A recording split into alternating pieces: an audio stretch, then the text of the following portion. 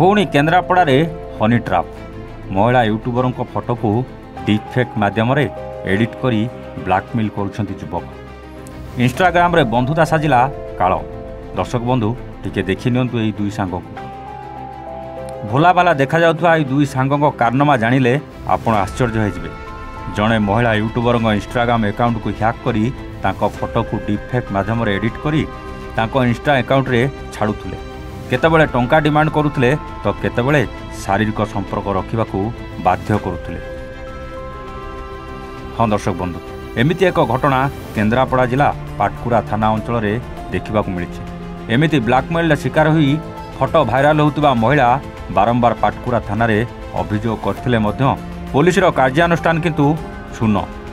Blackmailing करुथबा एई दुई युवक होउचंती कमल बेहेरा और विप्लव परिडा।